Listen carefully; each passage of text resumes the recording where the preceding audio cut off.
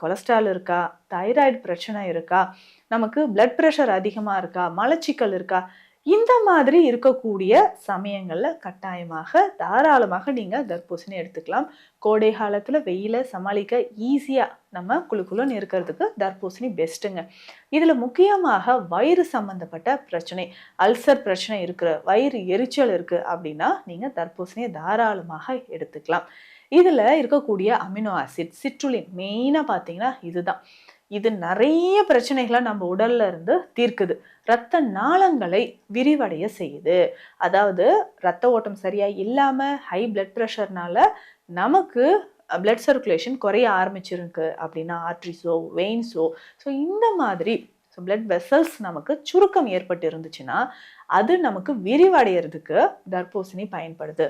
Citrulline பார்த்தீங்கன்னா முக்கியமாக இந்த பணியை தான் செய்யுது. அதே மாதிரி எல்டிஎல் கொலஸ்ட்ரால் லெவலை குறைக்கிறதுக்கும் இது நமக்கு பயன்படுதுங்க. அல்சர் சம்மந்தப்பட்ட பிரச்சனை இருக்கிறவங்க தர்பூசணியை எப்படி பயன்படுத்தலாம்?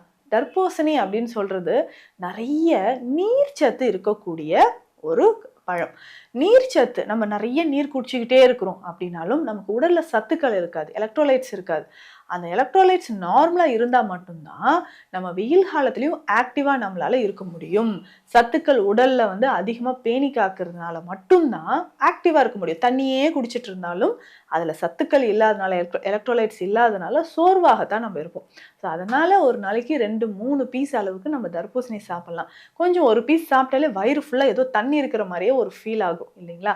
அந்த தண்ணி சத்து தான் நம்ம உடலையும் ரத்த நாளங்களையும் பாதுகாக்கக்கூடியது. நிறைய பேருக்கு பிளட் வெசல்ஸ்ல பேட் கொலஸ்ட்ரால் உட்பக்கமாக படிஞ்சிரும் இல்லைங்களா? கொழுப்பு ரத்த நாளங்கள்ல படிஞ்சிடுச்சு, ஸ்டண்ட் வைக்கணுங்க, இவ்வளோ பிளாக் இருக்கு, இதெல்லாம் நம்ம சொல்றோம்.